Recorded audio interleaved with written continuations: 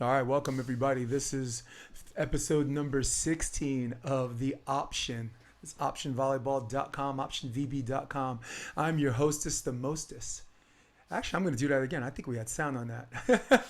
Once again, this is Option. This is episode 16. Okay, you asked and you received because I got to give the people what they want. Bobby McGee, Rob McLean, what is good, my man? How's it going, brother, man? All right, so for those of you at home, Rob, along with Greg Faulkner, was the first guest on episode 1 of the podcast. Rob, entrepreneur, professional volleyball player, former indoor pro, joining me on the set. And of course, I will say a brother from another mother, which, right? All correct. All things are true.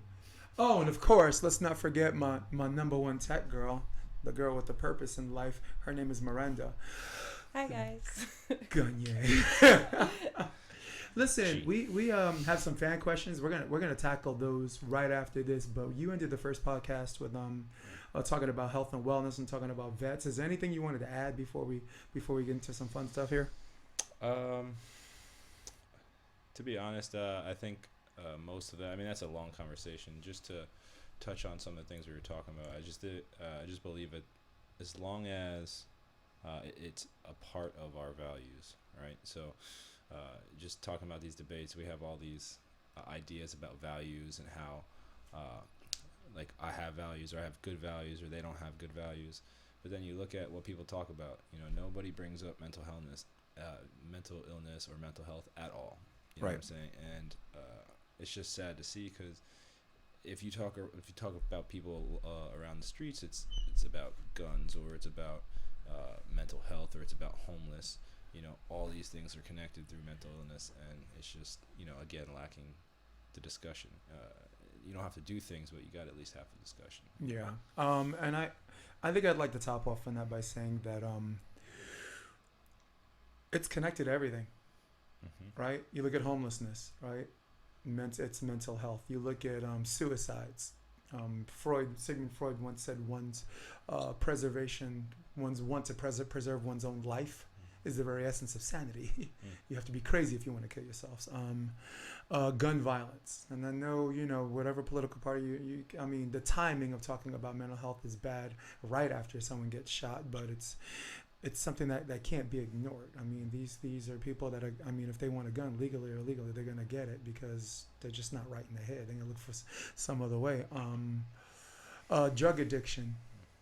All of this is connected to mental health. And I think as far as the healthcare system, I think if they did a better job with that, addressing that, we can do better prevention, right? Because we as a nation, I think, we do a really good job fixing shit after the problems. Mm-hmm. No wonder the Avengers is our favorite, whatever, right? We're not the pre-Vengers, exactly. Like you said. We're the Avengers, right? Avengers, The cops can only arrest you after you shoot somebody. Yeah. Good news, we found the guy that killed you, but bad news, you're already dead. Yeah. Yeah, it is definitely difficult, because I feel like the biggest thing is in the idea today that, one, that we want things right away, and two, that if you do something wrong, that you'll be chastised for it. As opposed to making the environment where if you make the correct mistakes, if you're going towards something in the right direction, that's a good mistake. If you have a process and you're making mistakes along the way, that's a good mistake. But if you're just doing things because you're just doing them and you're making errors, you got to stop your ways and make a process up and make and do something positive or intentional. Yeah, that's pretty good. Just think, we wanted to talk about sports, but I wonder if we should go straight into the other, since it's politically motivated. If it's already here, yeah. Let's Here's what we're going to do today, guys. The Option is started as a volleyball podcast, but I told myself after episode 15 we would start talking about sports. We other sports, if there is such a thing to us volleyball people. Mm-hmm. And there is, short answer. Health and wellness, some entertainment, and stuff like that. So we were just before in the air, we were talking about current events, and the biggest hot button topic is the impeachment. the supposed impeachment of Donald Trump. So I'm going to steer us to the cliff, and we're going to decide if we want to ride or jump off together, or if you push me off. Basically, it's like this. Nancy Pelosi's holding off on submitting the articles of impeachment to the Senate on Trump. The question is, how long can she hold off on this? And the second question is there a strategy? I'll answer that first one. Yeah, she can hold on to it indefinitely. Yeah. She can hold on to it as long as she wants. And then, well, the hardest thing about this whole impeachment process is, again, and I think it was going back to again, everything ties in, right? So education. You know, if you're not educated on on elect or being an elected official, or how do you get your elected officials there, or how the process works in order to have a voice, then of course you're not going to have a voice, and of course people are going to feel like they're not having a voice.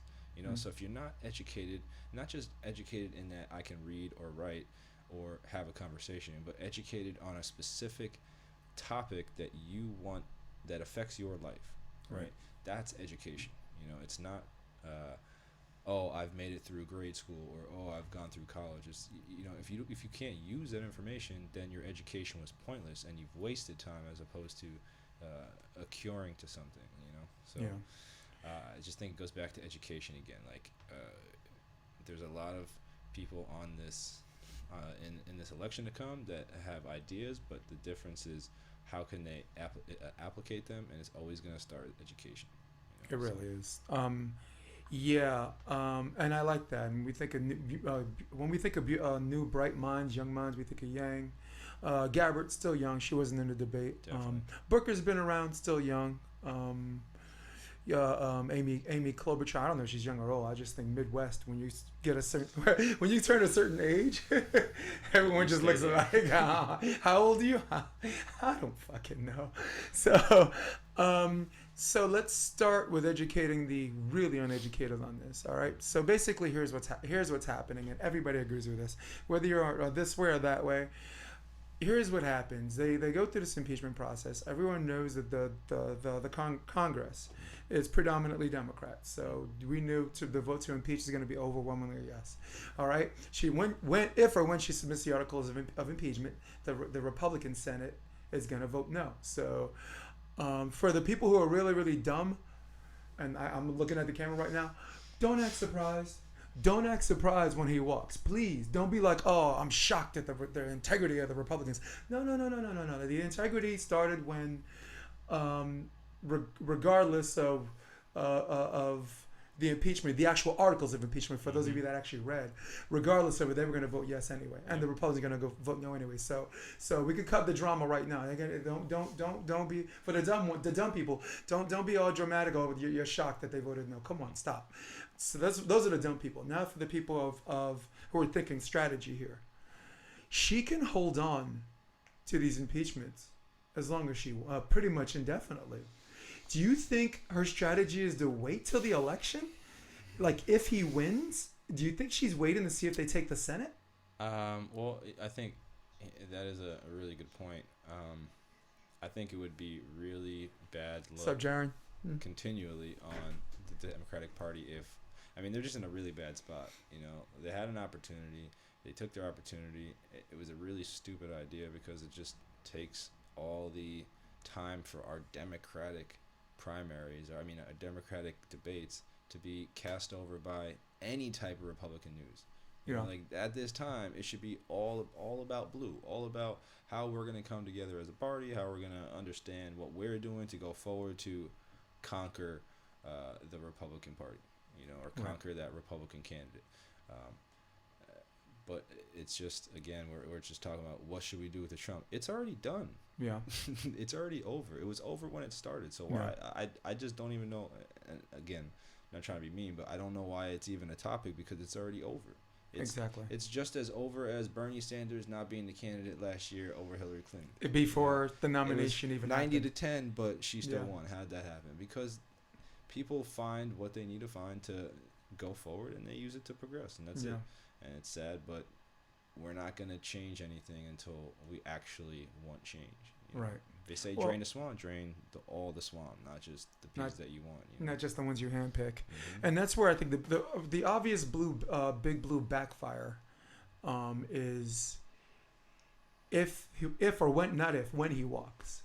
His base is going to be so galvanized, and everybody who was saying, "Oh, this is a witch hunt from the beginning. Oh, you're still the one, Donald Trump. We love you. You're the best president ever. The economy's better. Oh, for black people, whatever." All of that stuff is going to be. Take all that and you're going to multiply it by 3 or 4, and his base is going to be galvanized. That's where it could backfire. I understand, like she's old, and these days, when I hear her talk, I don't know. I have to listen twice because I know she's smart, but I don't know what the fuck she's talking about in real time. It's because she's bumbles and she's putting words together at the same time. I'm not trying to insult someone that's old. I'm just talking about someone I can understand. All right, I'm not old and people don't understand me. Okay, so I'm not talking about old.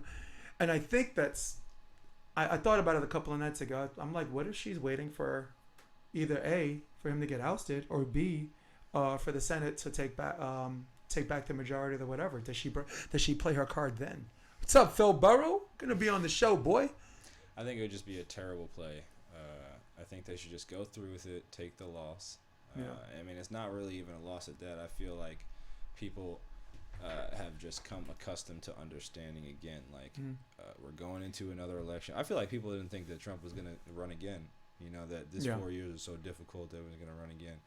But he'd be smart not to. I mean, because what he did to stimulate the economy is 3 years from now, is going to come back where everyone's going to pay and shit's going to crash. So it's one of those things where he could say he got in and out and it gives the right or whatever.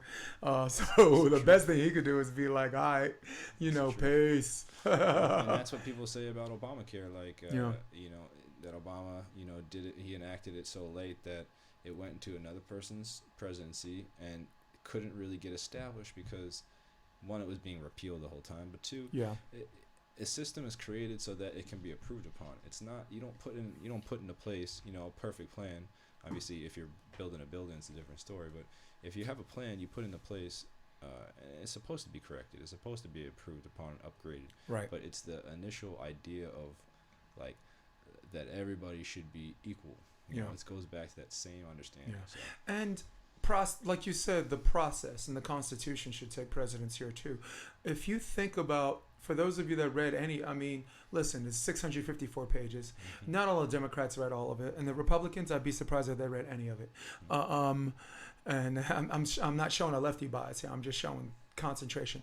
The actual articles of impeachment, what they decided to go with was so fucking weak. It was so weak. And I know I sound like a righty for saying this.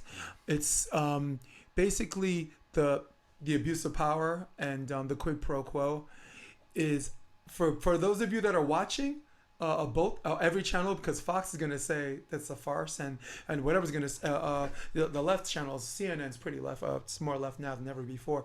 MSNBC are going to keep saying the evidence is irrefutable, the evidence is rock solid, no doubt, and I'm like, okay, cool, let me see the evidence.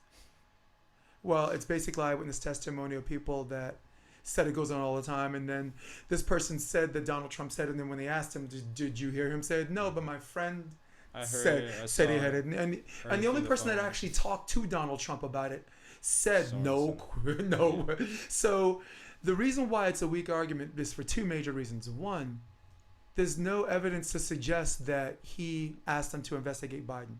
There's nothing in, even if they said there's quid pro quo happens all the time, nobody connected to Biden. That's one. And two, aid was not held up. Aid was given. So you have no investigation. So basically the two things are, you use this, you held up aid to investigate Biden, but there's no investigation on Biden, and then there's eventual aid. So it's a weak, it wasn't strong.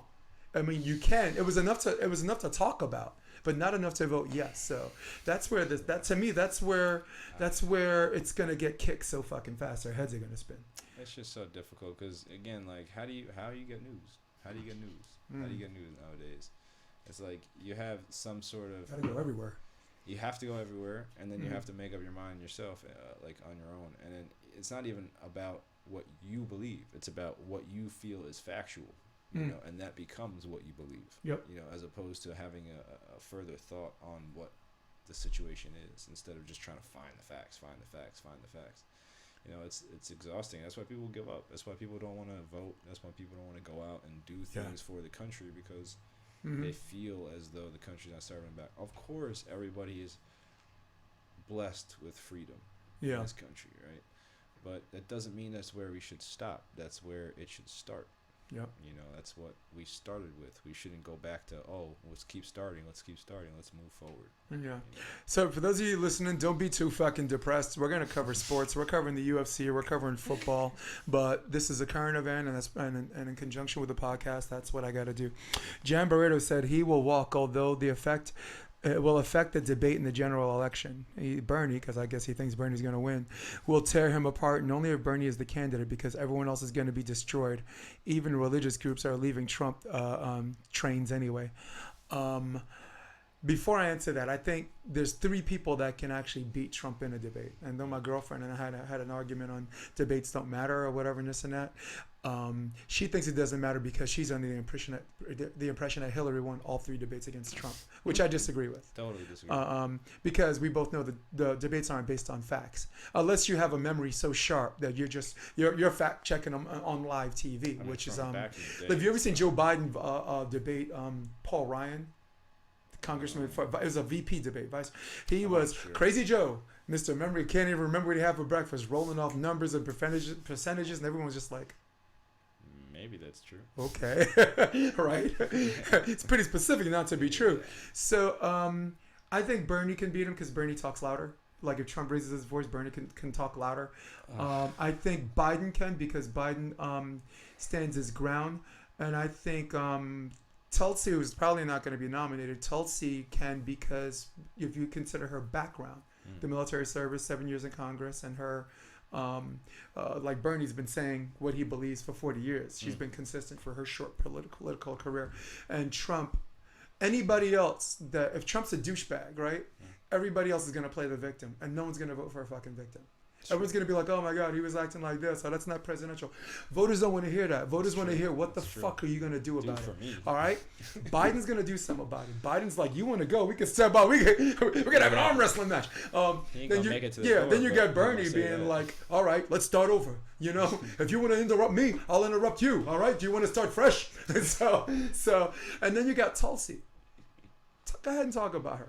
Go ahead and talk about her military service. Go ahead and talk about her religion. Go ahead and tackle this girl who his chicken hawk ass is quick to send people to watch. Go call out the girl who actually suited up, after 9/11 and did 2 tours in Iraq and has a cousin in Afghanistan right now. Her cousin's in Afghanistan right now.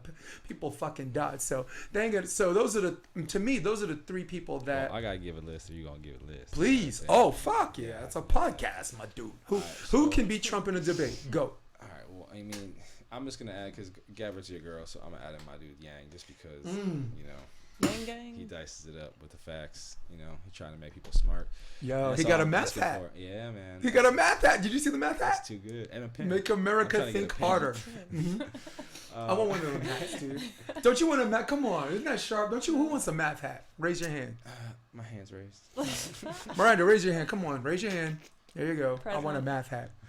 So, Andrew Bryson Dentler, you want a math hat? He's on one. Right. So we got Andrew Yang for sure. What's sad to me is like none of the top candidates I think can beat Trump. I think Bernie's base is being chopped down by Andrew Yang. And I feel like Bernie doesn't really have specific plans for the issues that he's he has specific plans for the issues that he's trying to enact. Past that, there's nothing there. You know, it's kind of like Trump. It's kind of like Trump with his policies now are really all about America, but his international policies are trash.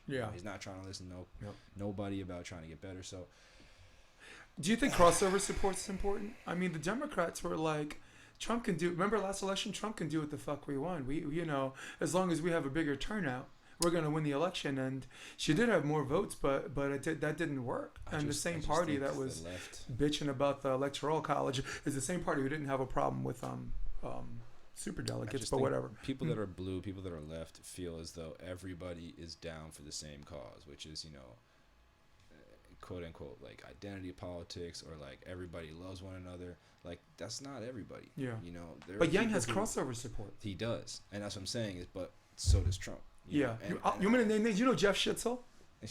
Jeff Schitzel is the biggest fucking Republican space ranger. Yeah. He's a practicing attorney, He's defense on attorney in New York City. The biggest Republican space ranger is like, I'll vote for what? I like his ideas. Yeah. Cool. Sorry. That's what it is. It's just good ideas against good ideas.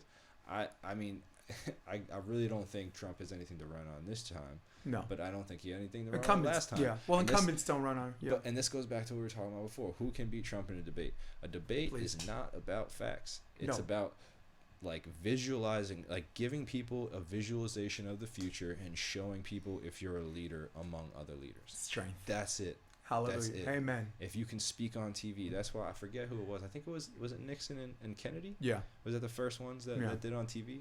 And Nixon looked like he was sweating bullets, and Kennedy really was clean and smooth. Honestly, I think since like Obama was probably the last person that I remember that I was like, wow, like you're so smooth. That's how it. But that's how a junior senator beats a war hero. Yeah. You know, McCain. I mean, you know, is a war hero. You know, and he had crossover support too. You know what I mean? Because he was all for immigration, and there's certain things where the left will get on board with that. Yeah. So I guess we're talking about leadership and this and that, and on a personal note, and I touched on it a little bit. Let's talk about the elephant in the room, the girl that voted president.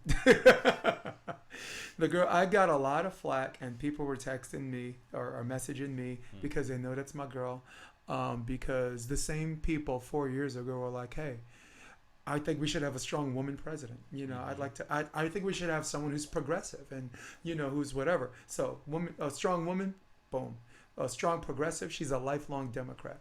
Right now, in the Democratic Party, where everyone's all about going to war and going back into Syria, this one's trying to get the hell out of wars, okay? So that is a Democratic thing, and that's what's John Stossel again? That's a libertarian thing. Which, you know, mind our own fucking business, you know, unless we have to.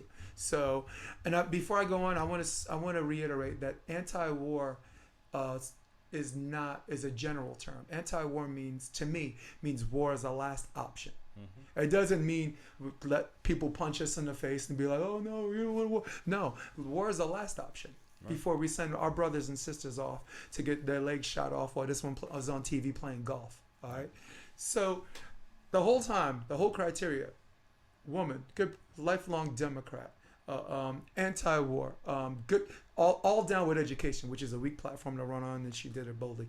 Healthcare, you know what I'm saying? So she has everything Hillary has except Hillary's name, and she's the one who voted president. And they were like, "Oh, your girl, I wouldn't vote for her. That's not a leadership move." And I'm like, "Listen, my first take, and that's changed since then. My first take is I wouldn't have voted president, you know, but she did, and I understand why."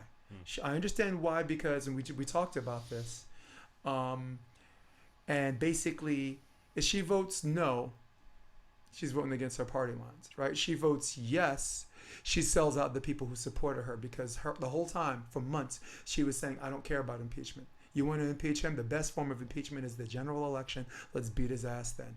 And then she turns around and votes yes, she's selling out her own people. I don't think so, though. So I don't think so either.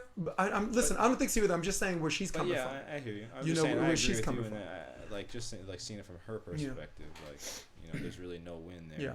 But she stood for a demographic of people that said, listen, I think he's guilty, but I don't know it. And if you're someone's on trial that you think someone murdered someone, and you want to skip the carnival of a trial and just vote yes, just because he's a scumbag, and he is, let's lock him up or get him out anyway.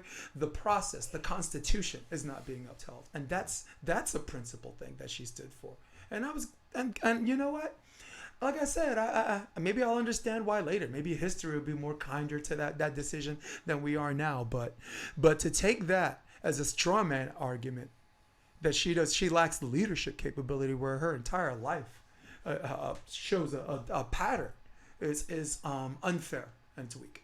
No, totally. I mean, that's just generalizing, just like we did, and I think a lot of people did about the whole Trump situation. Oh, he'll never ever chance. He'll never ever chance.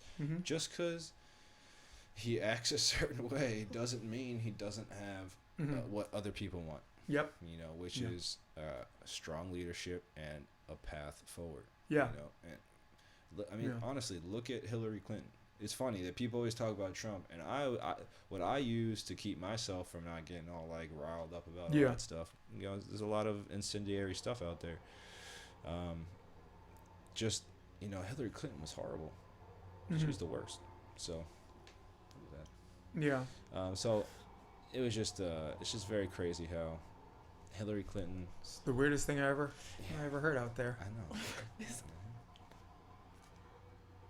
Oh, that's outside. Yeah, they're doing some kind of drilling. I'm so sorry about that, bro. No, you're good. So just Hillary Clinton being like the worst option possible, and then Bernie Sanders sitting right there. It's just like it meant to happen that way. It was the only way Trump was going to win. As soon as Bernie Sanders lost, I knew it was going to go some crazy. So. Oh, by the way, she was the vice chair then. Yeah, she was high up. She resigned from her vice chair position to endorse Bernie, and it's been hell to pay ever since. So I think people need to be very careful about Republican values versus the Republican Party, and Democratic values versus Democratic Party. So if your Democratic values cross the party, do you have to be in lockstep all the fucking time? Can't you just fucking disagree and say, hey, look, these are inconsistent with what I think Democratic values are? Which is why she's not running as a third party. She's a Democrat. She doesn't want to leave the party. She wants to fix it. So that's like saying, oh, America, love it or leave it. You know what I'm saying? I'm like, no, they don't love it or leave it. No, what? Well, I mean, I think, again, having non-bipartisan news outlets really does not help, where it kind of strengthens those, you know, far right, far left ideals into... But they'll sell out their own people, both parties. Yes, they will. When Hillary calls her a Russian plant, who stuck up for her? Yeah, but who also went and, like, got on... I feel like Republicans will call out certain people, but there's enough base between, you know, the people that... Like, it's almost like people don't trust each other. Right. Right? And that's really much on the left side because everybody's trying to just climb up. Yeah. But if somebody says something and then, you know, like who's defending Gabbard? You know what I mean? Like, if Gabbard's there and she's obviously not doing that stuff and it's obviously not true, who told Hillary Clinton, like, shut your mouth? Like, that's obviously not, like, she's obviously not a Russian plant. Yeah. Like, but nobody stands up. But do you appreciate the depth of that? So you're accusing a sitting congresswoman and a 16-year vet of conspiracy and treason. Yeah, I mean, on the other worst case scenario, a useful idiot. So meaning that she lacks the intellectual capacity to know that she's being used by the Russians to do what? Stop a war? Yeah. What have they done? Have better education, better health care? Yeah, that's plant me Russian. Go water that shit. So you picked Yang was one of your people, right? That's my good man. chance That's to my win. man. I fucking love I mean, Yang. I think that he's what Bernie was, and now, you know, Bernie's kind of, you know, plateaued with his support, and I feel as though he could kind of swift right in there. I mean, he's one of the only 6 people on the stage the other night that were not supposed to be there. Well, he has a problem right now. The polling system is done by telephone, and it's skewed. And 2 of the 4 polls, the qualifying polls, one of them was given a D- rating, and the other one was not so good. So all of the polls, like the Boston Globe or The Economist, those are the ones that are killing it, and he's polling high. In fact, I was looking. I found that out looking for Gabbard, and I was like, whoa, look at Yang. Whoa, look at Yang. Yeah. So, but the cool thing is, as long as the power of the internet keeps supporting him.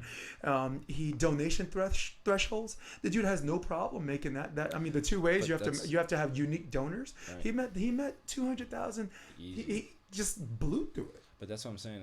I feel as though Bernie was the guy who first initiated all that. Yeah. Like, hey, we can make a grassroots movement now, especially because the internet, the connection, the social media, and I think he's just a little in the past. So you get a guy like Yang. I think this is just moving forward. This is what you need to do, unless hopefully he gets elected, and then we can have democracy dollars and a different way of progressing forward. There's something there. Yeah. So like if he's not involved, then just when we have the chances to, I don't know. I try to turn the game down, but go ahead. Yeah, go ahead. If we have the chances to move forward out of just whoever is the most popular and whoever gets the most money, then we'll actually get the chance to have more candidates with better ideas that actually want to help our communities. Like, right. if we have a guy like let's say like Trump, who doesn't care necessarily as much on his international policies, then we need to have somebody that's hyper focused on Right. issues at home and Yep. issues in our community and issues in our states, as opposed to, oh well, we'll touch a little bit here and then we'll try to do international. Like, why don't we just have a totally pro-American government Mhm. and really care about our community, really care about our infrastructure, really care about our Absolutely. education. Yeah. So Yeah, so the thing I liked about Yang is that he the debate on MSNBC, he didn't get a question until 31 minutes in. I trust. And then the question was this stupid fucking school bully Russia thing, like, oh, what are you gonna tell Putin after you beat Trump? And he's just like, 31 minutes. That's the question I get. He's like, sorry, I beat your boy. Like, come on. He was called Senator Yang. He was called John Yang. Just totally ignored. And then until he finally put his foot down and said, you know what? The bravest thing I've ever seen anyone do. No more MSNBC interviews. Nope, not doing it. The left, which is kind of political suicide. And he goes on CNN and he says, they apologize. I'll go back on. And an apology gets me back on. And they're, ooh, man. Yeah, man. You apologize in you know why no one apologizes in politics? And everyone will agree with this as we're going to move on from a minute. Nobody apologizes in politics because nobody fucking forgives. Yeah. And the consequence of your action is always the same thing. Yeah. Death. Rob. Well, it's death. like You run a stop sign. Death. Yeah. You're like, I won't do it again. They're like, I know. I know you're not going to do it again. You're not alive. No, it's I definitely agree with and it also shows, not the strongest leadership. There you can definitely forgive others, but then no matter what, you have to continually forgive. I would just rather you take a second and make the right decision. Right. And I think that's really more the issue is where does that mistake come from? Does it come from Yeah, and that's probably why older people run, right? They learn from their mistakes and they self-correct, and then only for some asshole to call out what you did 20 years ago, Sure. And that's by the way, that's my least favorite thing. Well, it's just like height shows in sports, age shows in politics where people expect that too. They think they see an older guy and they think, hey, he's probably been through a couple things, but I don't like that. I think that it should, again, be just like how it should be in America, where best person for the job. Yep. If that person's beating other people. And we're not a nation of win? dumb people. We have these bright, beautiful minds that with these great ideas that can help the country, prosper. So, all right, cool, man. Guys, for any of you guys that are still listening to this, maybe I'll just scroll ahead on the heading and be like, go to like 32 minutes where we talk about sports. Because it's coming. So yeah, we're moving on to the other, that's sports and entertainment, and Miranda, do you have the question on your phone? It's the UFC question. Let's see what it is. The Mystic. Yep. Okay. UFC? Yeah, speaking to the mic, girl. All right. UFC star Conor McGregor will make his return in January against Donald Cowboy Cerrone. Am I saying that correctly? Cerrone, yep. Cerrone. Is this really a warm-up match? Is it really a warm-up match? Honestly, a lot of people have been talking about 170 coming down, or Cerrone fighting big, or he's a big guy fighting smaller now. Conor is just that kind of guy who's just got that kind of hands. Yeah. I think if somebody really does have, because again, it's there's levels to this. If he can be taken down, it's a whole nother ball game. But if he can't, I would love to see his ground game's good too. Yeah, I mean, the guy held out for a lot of rounds against Khabib, man. But again, there's levels to that. Can he get on top and cause damage? Can he submit? Because I think Conor is squirmy enough, and his body frame is thin enough where all he has to do is really understand how to get out of anything on the ground. He could just stand up and then it's swinging and kicking again. Yeah. You know, so And the left hand that shakes the gods. You know, and then when you're getting up, it's like you're always kind of in a place where you have to back up a little bit and be defensive. So I just think that Cerrone, no offense to him, because I think great career, but he hasn't put that 1, 2, 3 together enough, and I think he's just not skilled enough to overcome Conor. But I think it's going to be a fun fight. I definitely do think it is a warm-up, though. Yeah. Well, rephrasing that question for me is the best way for me to answer that. The question is it a stylistically convenient match for Conor? And the answer is absolutely yes. Yeah. You have a guy who's notorious, hence the name, for finishing people in early rounds, first round or early second round. And then you have a guy, like, if he's going to lose, he gets caught in the first round or the second round. So it's on paper, it's a recipe for disaster for Donald Cerrone, who, like we have, like you just alluded to, in like big matches, big moments where he's constantly working up to get this big match, and he gets the big match and he loses. You know, if you remember, RDA, he goes and he works up and gets his title match against RDA. He loses first round. He works up, he wins 4 in a row, moves to 170, gets 4 in a row, works up, gets against Darren Till, gets finished, and has another opportunity against Masvidal, gets hurt and finished. I don't know the order of that. Didn't he just fight Tony Ferg? No. Tony Ferguson fight. Oh, he did. Yeah, right. He did. And yeah. He got KO'd like in the second round. Yeah, but like a quick little I would like to put Ferguson in a different category than the other champions because he's the biggest uncrowned champion. The man won 12 in a row, and they got that fight coming up. Yeah. Oh, him and Khabib. Yeah, man. Yeah. If they can not get hurt, that's gonna happen. That's gonna happen. That's gonna happen. I think there's enough animosity this time. Yeah. You were talking a bit about the last pay-per-view. We were talking about Kamaru Usman. It's a savage, Good thing. I mean, I was a little disappointed in his performance. I just think he's still so raw, and people don't test him. But because how is he on his back? Right. How is he going backwards? How does he defend kicks? I would love to see him against some other people in the division. Kamaru? Yeah. I would love to see some maybe inter because I think he's big, so he could move up a little bit.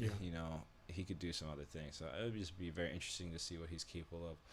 But I'm always happy seeing Colby Covington get his face smacked up. Oof. Thank you. I had that jaw drop, and I gotta give him that durability with the jaw. I was gonna say, rounds, but I was just happy every time. There was another fight one time I saw. Goodness, what is his name of it? It was Robbie Lawler against this Canadian dude, and they were just going at it, and their faces were just totally torn up. Yeah. And I've never cringed. Him and Rory McDonald. Yeah. And then the end of the fourth round, they were supposed to go back to their corners. Instead, they stood there and looked at each other with this. We're not finishing this fight, but somebody's gonna give up. Are you gonna give up? So that's the only other time I ever cringed in UFC. But this fight, when you see somebody that's hurt and they're getting hit where they're hurt, it's just So he deserved all that punishment. It is really hard for me to remember that as much as I hate this guy or whatever, and I think he can't fight, the dude could fight. The dude's striking has improved. Colby. Yeah, Colby, his wrestling's elite. But the problem is when we watch MMA long enough, when you got 2 elite wrestlers, there's this unsigned agreement that they're both going to stand. Yeah, they went 5 rounds. How many takedown attempts? None, 0. Absolutely. 0. And it wasn't even tried to. No. They both believed in their heart of hearts that they can finish the other on the craziest thing, and I kind of peeped this out right before the fight started. I was like, damn, that's what's going to change it, is Colby loves to clinch. Yeah. He loves the clinch. He does, yeah. tie clinch, and then kind of get to the dirty wrestling. box, beat people up a little bit, go to yeah. the ground and just annoy people. But you ain't doing that on Kuzma. No. Oh, that's inviting trouble. They got in there a couple times, and I think that because they fought before, I think they used to fight against each other. Yeah, they're America top team, so yeah. And I think they knew. I think Colby knew because he didn't even throw anything when they got in the clinch. It was just until the later rounds, and he was actually catching Usman when he had his jaw broke. He started fighting a little better. I think he went in scared, honestly. But listen, I'd like to start by saying I'm not a Schadenfreude. I don't celebrate when watching people's downfalls. But with that being said, I was so glad to see this guy get his ass beat. I was so glad to see this guy get his ass beat. Just 'cause You know, there's a video, Snoop Dogg, right? Mm-hmm. And I want you to pull this up, but listen to what I'm saying first, so to help you search it. Tyron Woodley a few months ago fought Darren Till. Mm-hmm. So Snoop Dogg was so high or so drunk, he thought it was a match against Colby Covington. And the whole time they're filming him, yeah, fuck Trump, man. Fuck that nigga, man. Hey, yo, beat his ass for the homies. Beat his ass. Fuck that motherfucker. Fuck Trump, man. Fuck you. That's right. That's right. And I'm like, dude, that's Darren Till. Darren Till's, he's from Great Britain. Darren Till's from England. He's from Nottingham? I don't know where. No, Liverpool. He's from Liverpool, England. And you're... Yeah, so, but that's how bad people hate this person. Mm-hmm. Snoop Dogg got high and thought Tyron Woodley, because they were supposed to fight. Yeah, they were. And then Till came in. Honestly, I think Dana had a thing on Tyron Woodley, and I thought Dana, like Darren Till was undefeated, and I thought Dana put him in as a hit. I think he did, but Yeah, I, mean, I thought that was equivalent to a sorry. professional hit. I'm sorry. When I saw Darren Till fight for the first time, Yeah. I was like, this guy is soft.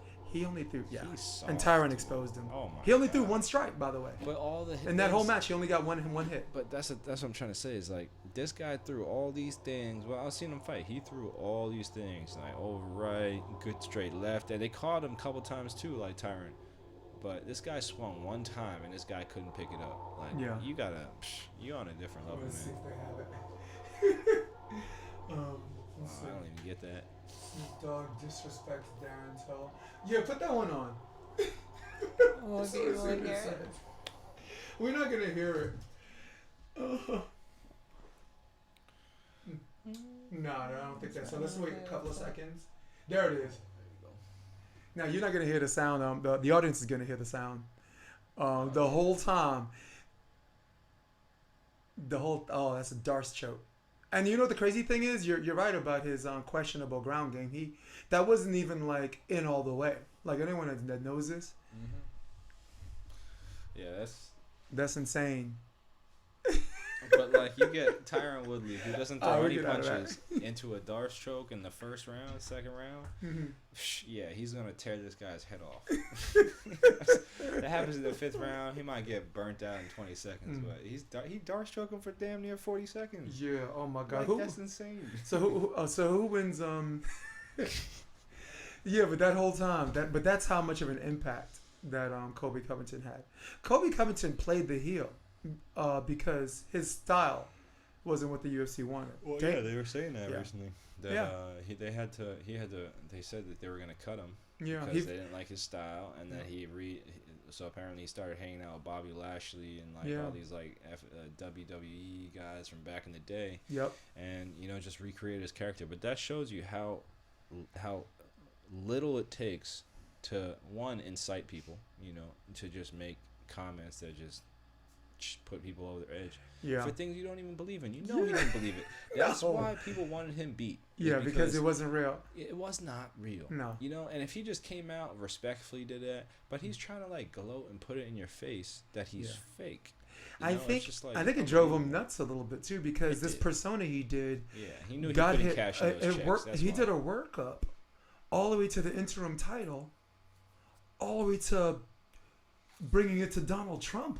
That's what I'm saying. Now, whatever you might think of Donald Trump or whatever, you get to meet the president of the United States It's for true, winning I a know. That's belt crazy. in a mixed martial An arts interim promotion. belt. The Not a strongest, belt. the Not a strongest. belt. Yeah, That's an interim belt. that wasn't even the belt That belt. wasn't even the belt. For a promotion, though, it's the strongest MMA promotion. MMA as a sport is still the weakest. That's is. not supposed to get you a picture with the president. No. So he did this thing, and he went all the way and worked up to a point where he got to meet the president.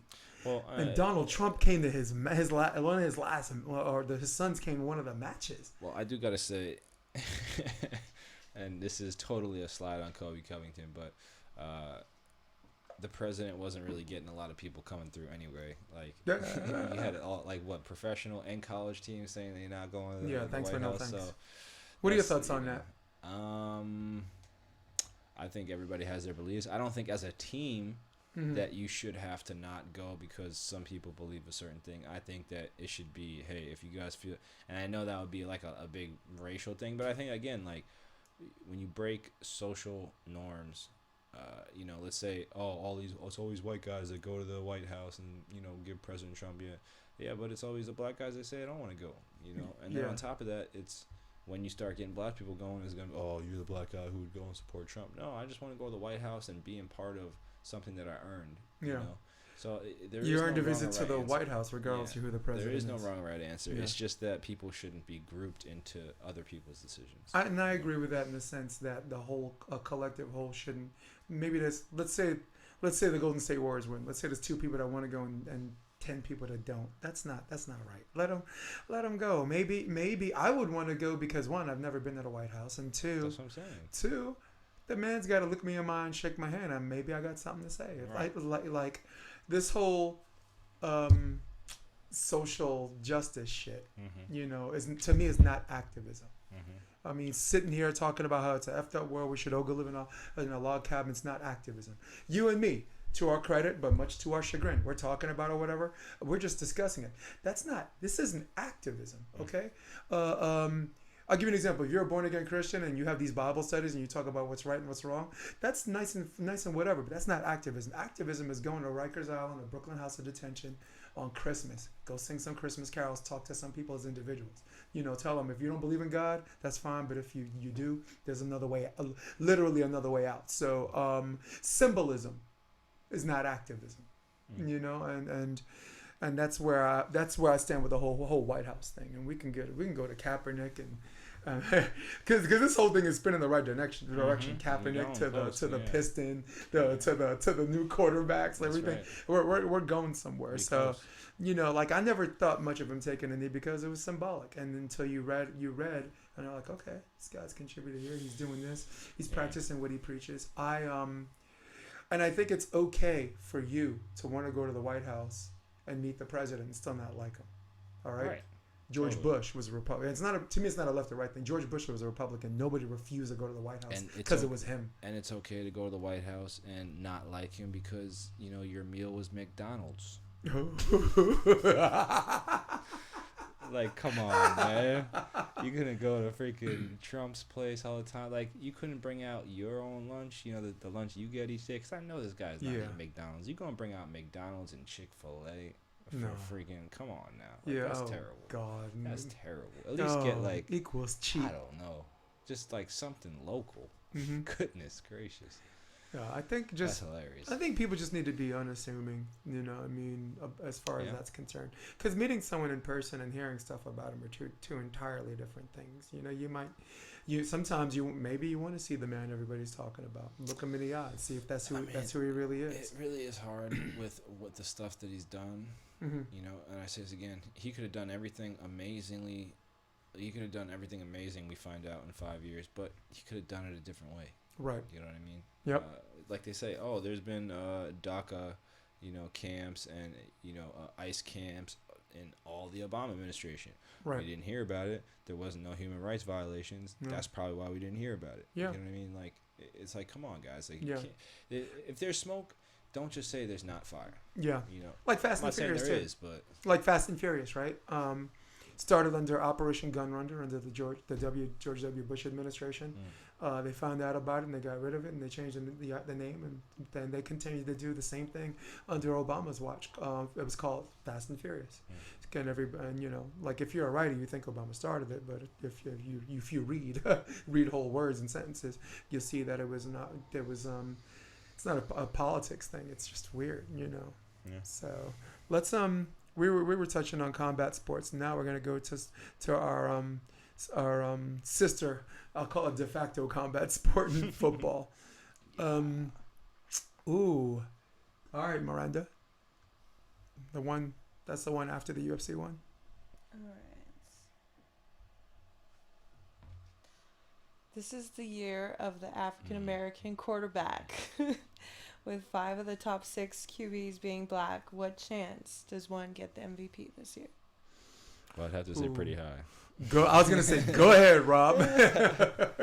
I mean, the MVP is Lamar Jackson, for sure. I'm sorry. You can't. I mean, a splash value on top of numbers, you can't beat that. Like, But like I was saying before, I think this is the year. This is the decade of the running quarterback. The athletic quarterback, of the black quarterback, because that's really what the black quarterback is. A quarterback able to run the read option, pass read option, RPO. If you can do that, you're giving your offense a whole nother scheme, a whole nother dimension.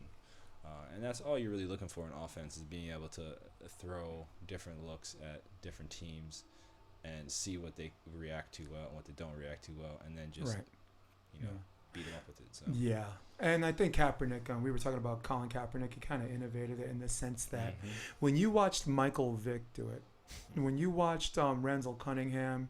Or Steve Young, we use the white guy as an example. It wasn't slow, but he had quick. He wasn't fast, but he had quickness. Yeah, like he was always dodging and ducking people. And in a time period where they were allowed to take your head off. It's always in those days before Kaepernick. It was always when the pocket collapsed. It was always when you're like, all right, I see the end zone or I see something, my eyes get big, and I'm just gonna go for it.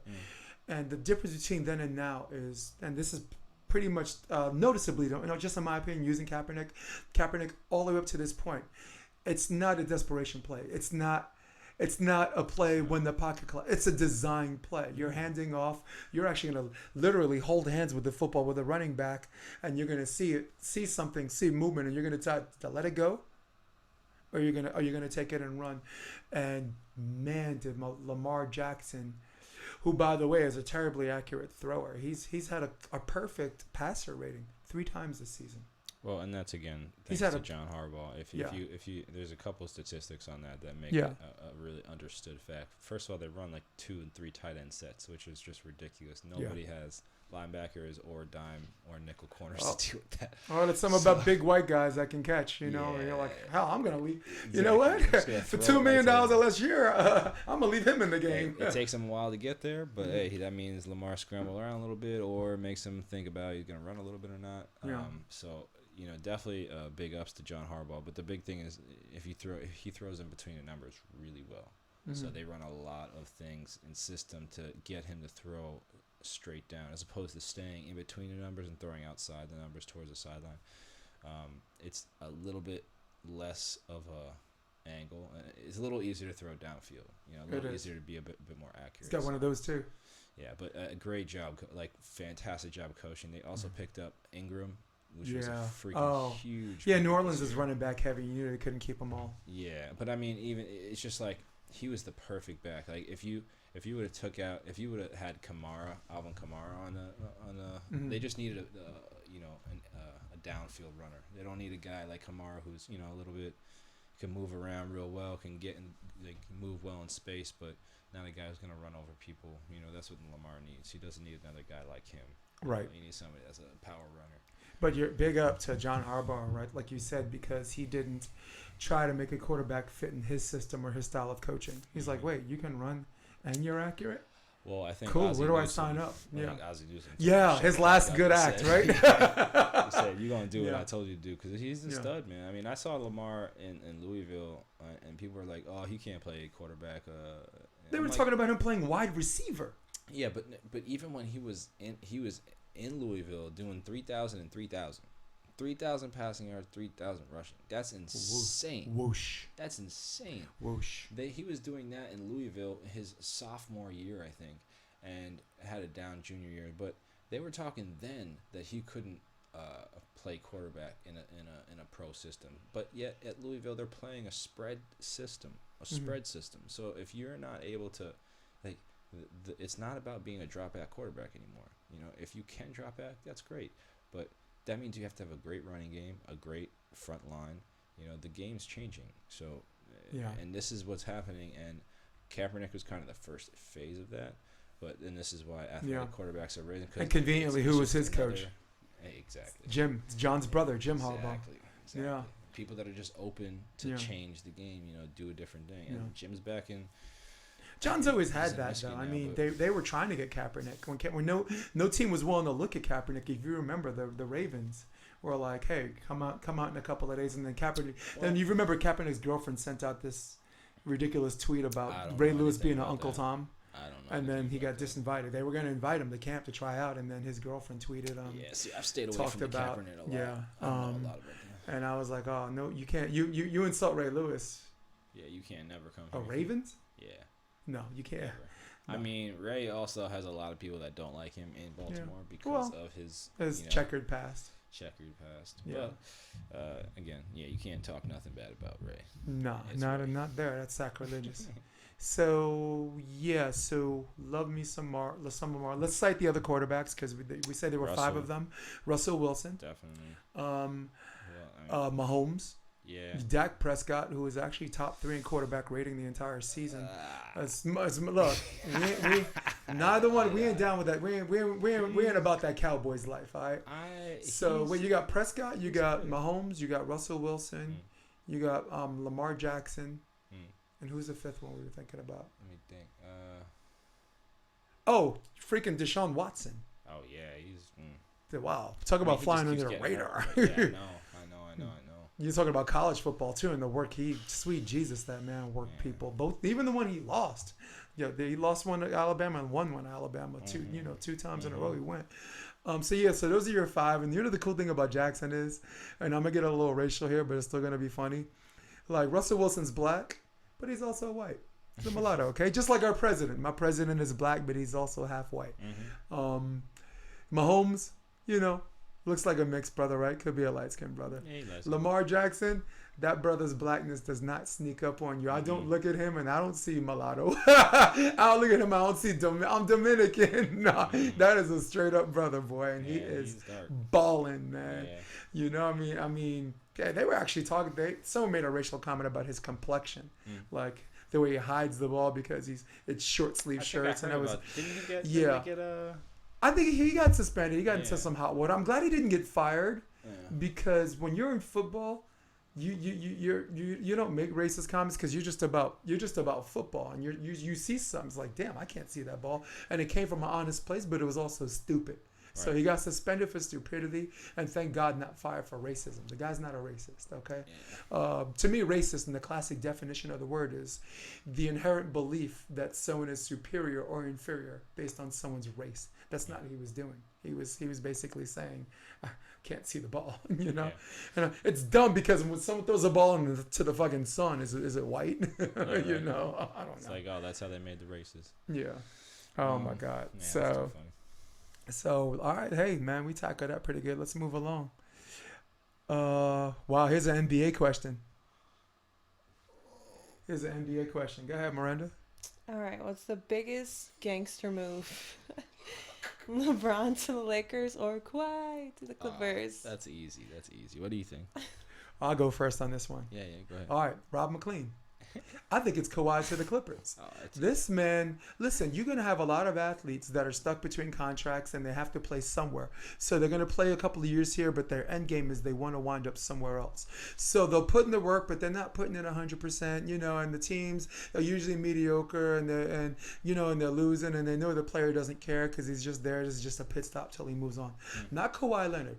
This dude left the Spurs, which by the way, I thought he was going to be a lifelong Spur. He leaves the Spurs and he goes to the Raptors. And not just balls out. He did his load management, but not just balls out. Was like, wins a championship for them, galvanizes a nation, not the city of Toronto. The whole country was behind him. Sure. He so much to a point that after he won and after he moved on, when he went to Toronto, the Toronto fans were cheering MVP. MVP. So this whole time they're like, oh, he's an LA product. He wants to go home. Come on, let's come. And everybody's like, oh, that's the Lakers. Let's come home, boy. Come on home, come home to daddy, come home where you belong. And he goes, dun, dun, dun, dun, dun, dun, dun, dun. Do that Superman thing, right? Yes, I am going to Los Angeles. I'm going to Los Angeles. The Clippers. The biggest gangster move. And then on an opening night, he has a New Balance commercial that breaks out that's symbolic of him having a crown. What? Yeah. You asked the question. My answer is Kawhi Leonard. The mic is yours. Man, I mean, to me, I gotta put in all phases. So LeBron to the Lakers or Kawhi to the Clippers, and I'm adding in LeBron bringing AD to the Lakers because he did do that mid-season, right? I believe so. Mm-hmm. Yeah, and then or at the end of the season, and then you had Kawhi right before the season started, brought in Paul George. So like, I think it's obviously Kawhi if it's just LeBron and Kawhi, but if you bring in all pieces of it, I mean, LeBron and AD are going to be the best team for the next 5 years. Yep. You know, it's like, even if LeBron starts breaking down the next 2 years, he's going to be defensive or just a point forward, which is just ridiculous. That is ridiculous. It is ridiculous. So, listen, and whatever fell is incomparable to all this action that's been happening around us. You would think I live in the city. Yeah, right. Yeah. Brooklyn. Mm-hmm. So. Yeah, man, it's just I would have to say that the Lakers made the better decision by putting all their pieces in for LeBron, bringing LeBron there, who brought them AD. I think it has to be the Lakers because AD is the best player like in the league, at least the most underrated player in the league. They know he's destined to be the best player. I mean, and some people say he's already there. I just think it's impossible for a big man nowadays to take over. Right. The ball's not in their hands. They have to go up and down the court all the time, and they're even more an anchor of a defense than back in the day when it was all about big guys and little guys. Yep. Because as soon as all your guys, and this what's crazy to me is we keep letting people shoot 3-pointers, sit on the 3-point line, play defense, and make people run in and take two pointers, so not threes, and they're moving like. Make people have good mid-range games. I don't get it why we just people just are literally it's 3 or bust. Yeah. But I mean, if you know that as a defense, set your defense where you got 3 guys on the arc, and then make them have to beat you inside the arc. It just doesn't make sense to me. It really doesn't. So, basketball, gosh, I watched it and I'm just like. I mean, obviously, it's a little harder. You gotta give respect to all other sports, but no, of course. If you're trying to improve to be the best of the best, like gosh, they become an instant a lot of shooters out there. An instant finals or contender overnight. Both of those players doing that. Yeah. He brought Paul George with him, and AD was just maybe. I understand your argument because there's a difference between bringing in Paul George to play defense and bringing in AD who might in a year might be we're talking about. He might be better than all the two guys this is about. Miranda, see if you could go to avp.com, pull up the AVP awards, or just go to AVP awards, whatever. And we're gonna do that. We're gonna go. We're gonna finish the segment like that because optionvb.com means volleyball, and though everyone's taking a break from all that, literally, I mean, right? People are recharging their batteries and they're getting fat for the holidays and Thanksgiving.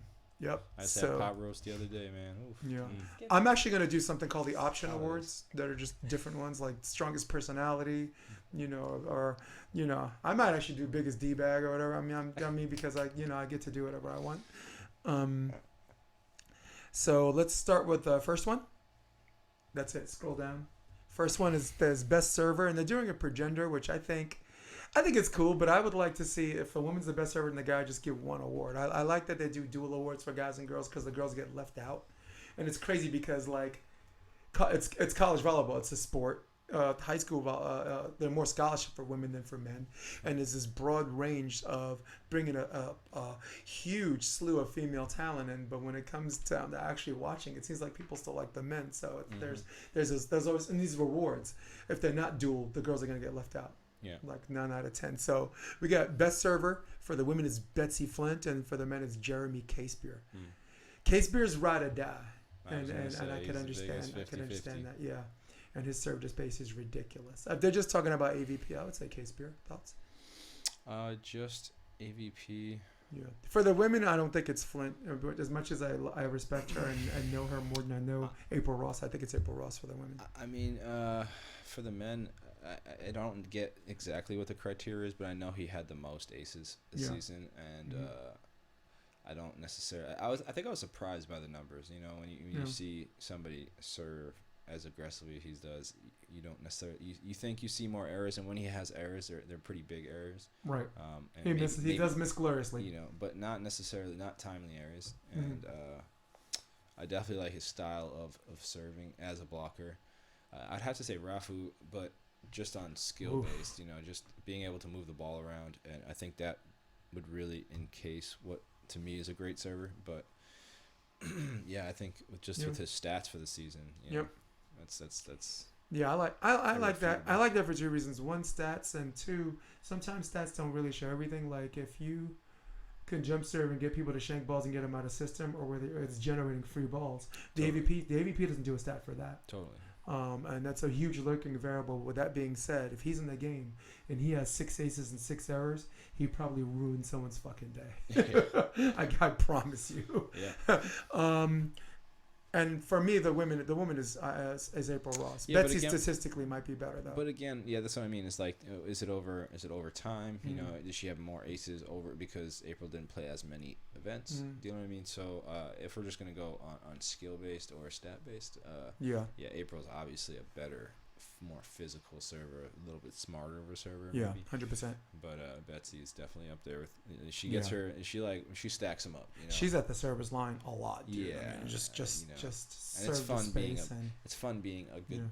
A really good server. And so big up Betsy Flint, assistant coach at LMU also, and LMU is all about that serve to space. You see on the timeouts or whatever in studying, they have a huge emphasis on that. John Mayer, the head coach. Best blocker for the women, we have Alice Kleiman. Can we just skip her? We just skip that part and agree? I mean, she's a savage, dude. She's giant. It's game changing. Giant. Yeah. And an international ball helps too, because a lot of those girls who have been taking her lunch money and using her, she just smartens up. So, I mean, if Pavin is technically, that's a tough one to not say. I mean, if she's on the list, Don't be quick to skip, Jay. But that's tough. Put a big girl at the net, and it's gonna be a good block for sure. That's and tough. For the men, it's Phil, and I like that because Phil is so good that whenever someone else shows up and blocks, we think that they're better, and they're really not. It's the Michael Jordan effect. Like when Charles Barkley won MVP, I thought Jordan had better numbers. Charles Barkley's 93, the Suns. It was his best season, and someone's best season doesn't necessarily mean that it was better than the MVP. They are the best, Yeah, like if you take Conor and Khabib Nurmagomedov, right? Conor's best round was round 3. And people thought he won that, but if you actually look at the numbers, he didn't. Just only on numbers, strike stats, and cage control and all that stuff. But it was his best round, and no one's ever pushed Khabib like that. So yeah, give him the thumbs up. So, but I'm not gonna get honey-dicked. It's Phil.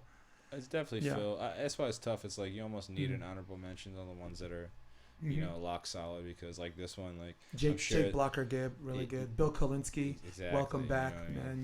I mean.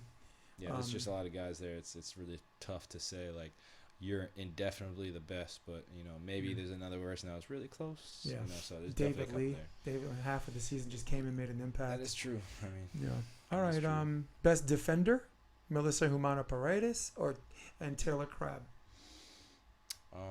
It's tough. I don't watch too much of the women's game. Yeah. Taylor Crabb's Twitch reaction is ridiculous. Yeah, I mean, probably catch a bullet if he keeps going. He just yeah, it's hard. I definitely he's a very good player, and then you can always tell when people are better defenders when they're able to option off of like a tough dig or stuff like that. So. Yeah, consideration for best defender, I like Betsy. Best offensive athlete, April Ross and Phil Dalhouser. I like Phil because they're not serving him for a reason. He's still hard to stop, and if you choose to serve him every ball, it's about clientele. Like I remember Bruno and Allison a few years served him every ball and it worked because you have a giant of your own. Evandro and Pedro, they're not scared to serve anyone. They're just trying to serve the space, and if Phil gets it, Phil gets it. Remember those two. Oh, yeah. So it's if you choose to do it, it's about clientele. You have to have someone that is going to acknowledge that he's going to get embarrassed in the beginning of the game. But as the game continues to go on, maybe I don't know. But I like Phil. Yeah, no, I mean Phil is one of the most consistent players from the very beginning. And what's crazy is to see like his whole career. Like I think he's been setting for like the last 10 years. Yeah. And only the last maybe 5 or 6 years he's been tested on his serve receive, on his side out game, because there's a certain thing when you gotta, when somebody's trying to test you once or twice in a game, and then when they're going at you 5, 6, 7, 8 times a set, and you gotta consistently sign out in different ways. You just gotta find that mindset. So, Right. and then to be able to come back and be a setter, because he's a big guy, so he blocks and he transitions sets. Yeah, so man. Yep. you gotta do the whole game. Yeah, dude. Oh, going back to best defender, I gotta give Eric Baranek a rub. Maybe not for winner, but just. But I mean, honorable just mention, he's so new guy on so the block good. kind of thing. Most improved athlete, Chase Budinger for the men and Jace Pardon for the women. Most improved. I mean, I know Jace had a pretty solid start to the year, right? He made the Good finals styles. twice and they finally eventually won. Mm-hmm. And he's always in the final four. So, and every time I've seen him, he's always Chase. been like a better version of himself every tournament. And definitely Jace, right? Definitely Chase. Yeah, Definitely, Chase and definitely Jace. Chase, definitely Jace. Chase. Wow, what an improvement this year. That's pretty crazy. Rookie of the year, Sarah Skermerhorn and Miles Partain. Well, for me, if you're gonna call Miles a rookie, then fine. But Miles made the main draw, and when he was 15 years old in 2017, and had Jeff Samuels and Brunsting at match point, and got let's just say they got scoring freezed. So he was a main draw guy back then. So, but I guess I don't know what they consider a rookie. Someone who makes a final or whatever, or semis. I guess somebody who grows 5 inches, like kid's freaking. He's almost a blocker now. No doubt. He's a big kid. One of the Canadians could be a rookie, right? What is It's that? their first year. The Sarah and Sarah. Oh, Sarah and Mel. Yeah, not really, because they did their first year. I feel like was not this past year, but the year before. Right. Because they came in and they won that. The FIVB, the co-promotion. No, when they came into New York and they won. They That's right. qualified for New York. They I feel did. like that was their kind of their first season. Yeah. I like Sarah. Long time Sarah. NVL player. I have never seen her play, honestly. Yeah. I thought it was who did they play? They played Jason. Who did Jace play with? Is in Austin, right? Yeah. Yeah. But they played. Are they from Austin? Shammerhorn and who she plays with? I believe so. Right. Yeah, but they came through the qualifier storming. I think they were like the 50-somethings team or something lower, and they came through the qualifier and just all the way through. It's good to see. I was happy to see like some new blood, especially on the women's side. Yep. And because at that time it was like not the strongest tournament, right? It was good volleyball. Yep. All right, newcomer of the year, Melissa Humana Paredes and David Lee. I like David Lee for rookie. Right. I mean, what's the difference, But about 10 years. I don't rookie, you always want to give it to someone like young, like a baby. Yeah. I like that. Newcomers. I mean. Yeah, I mean, I don't know if Melissa can get any more awards this year, so. Nope. But yeah, she can just keep racking it up, and then definitely Dave Lee. Yeah, I mean, or Eric Baranek, they're both. Yeah. Right there, oh wow. Savage. Yeah. It depends. Team of the year: Ross and Kleiman and Jake and Taylor. I like that. I like I mean, if we're just going on ability and not championships, I like Trevor and Tri, but Jake and Taylor got the men. And I got to give it to the Canadians for the women. I mean, head-to-head competition on the FIVB and AVP level has to mean something. I just think, again, I think April and Alex were probably a little bit more active. Yeah. AVP this year. And then Jake and Taylor. I think with with Trevor and Tri, it just wasn't early enough. Right. It wasn't long enough. No, he got hurt.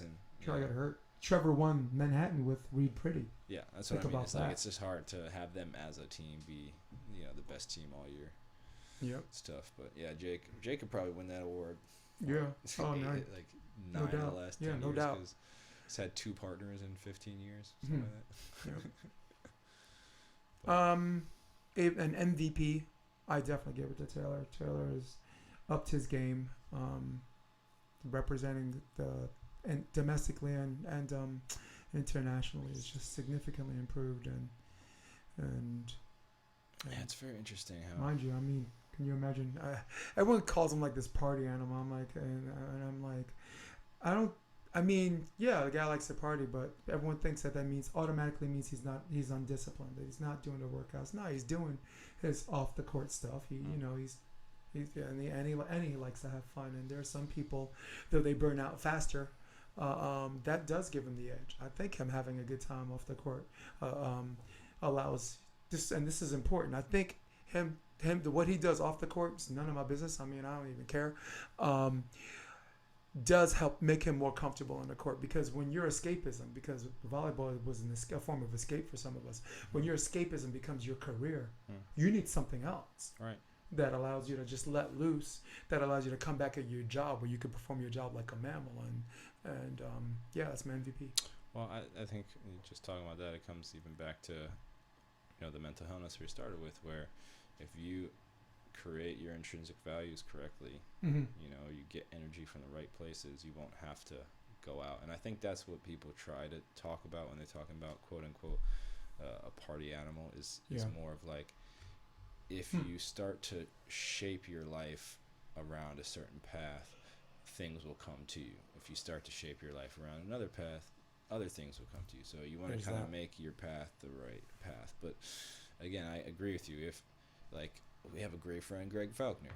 He goes out plenty. I think he can take off some of that and play at the very highest level, and people would still say that he parties too much. Do you know what I mean? Yeah. Like, if you it's well said. Do any type of partying, and the higher you go, it's like frowned upon.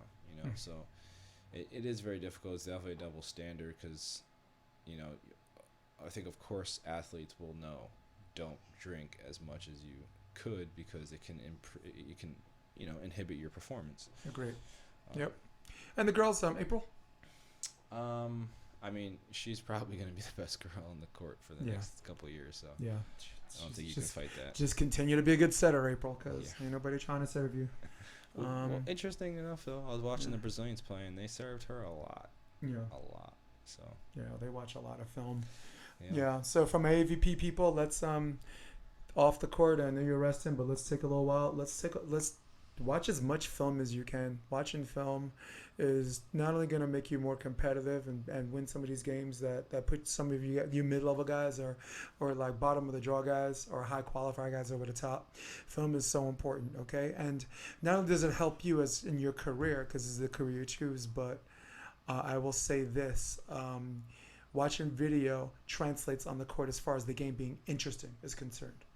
I have seen so many matches where guys that have played each other for a long time spend the entire first set feeling each other out, a feeling out process. And for people that don't watch the game, they're like, "Oh, fuck this! I'm good. I'm gonna go eat."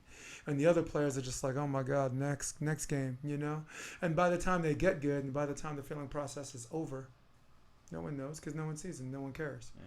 I don't care. I don't care if people don't if they're playing each other and they didn't study each other. I don't care. But we're volleyball heads. I do not care. I want people to do their homework. If you are what you say you are, right. Superstar, right? Or to quote Mobb Deep, there ain't no such thing as halfway crooks, right? So you're gonna do this halfway. That's right. Any finishing thoughts, Rob? Or should I say coach? We're coaching tomorrow early. Yeah, or if there's no rain. Yeah. No, I think we hit on all really good topics. Let's just keep going. Hit the next time. Yeah, man. I might section this off. I mean, the podcast is going to be in its entirety, but I think I'm just going to do YouTube clips, the politics and this and that, because all of it was insightful. All of it came from an honest place, and God, when I want honesty, even if it's something I don't want to hear or do want to hear, I go no further than my guest, Rob. Appreciate it. McLean. For all of you at home, for all of you on your iPad, Starbucks, for all of you watching this on your iPhone or later on iTunes and Spotify, and for my tech girl, Miranda Gagne, I'm Jason DeBeas. I say, so long. We're out.